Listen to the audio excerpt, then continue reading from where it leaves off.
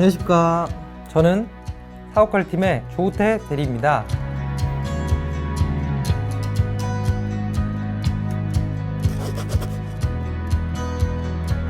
제가 속한 사업관리팀은 EPC 전 현장의 공정률과 원가 매출 관리를 담당하고 있습니다. 그 중에서 저는 비관계사 해외 프로젝트와 비주관 공동도급 그리고 ESS 운영을 담당하고 있습니다. 저희 팀은 업무 진행에 있어 시공과 회계에 대한 전반적인 지식 그리고 전 부서와 긴밀한 협력을 위한 의사소통 능력이 필요합니다. 프로젝트 초기 수익성 협의부터 대금 지불 협의 등 사업의 시작부터 끝까지 기획, 영업, 재무, 총무, RM, QHSE, HR팀 전 부서와 협업을 하면서 프로젝트를 수행하고 현장을 지원하는 것이 저희 팀의 주 업무입니다. 이렇게 보시다시피 타 부서와 소통하는 것이 필수적인데요.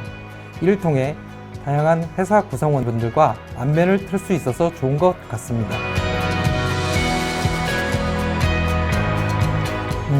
저는 두 가지 기억나는 에피소드가 있는데요. 첫 번째로는 ESS 운영 수익성의 대폭적인 개선입니다. 2019년 화재 이슈로 ESS 가동이 중단되었을 때 신속한 안전조치와 제조사와의 보상금 협의, 그리고 담당 주무관과의 가동 조건 변경 협의 등을 통해 빠르게 정상 궤도에 안착했습니다. 이슈가 많은 시기에 인수인계를 받아 당황스럽기도 하고 업무 진행에 있어 많이 막막했는데요. 주인의식을 가지고 임했기에 가능한 일이었습니다.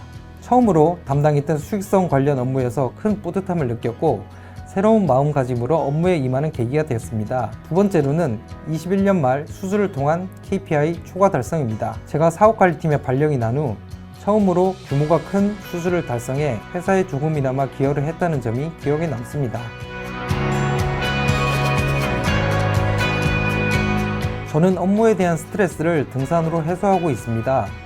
평일간 애자일하게 움직였던 몸과 마음을 한 주에 하루는 세워라 내워라 하며 등산으로 비우고 있는데요. 자세히 보아야 예쁘다 라는 시의 구절이 있듯이 등산을 통해 평소 보이지 않았던 것들을 보고 와이프와 예쁜 추억을 만들면서 스트레스를 해소하고 있습니다.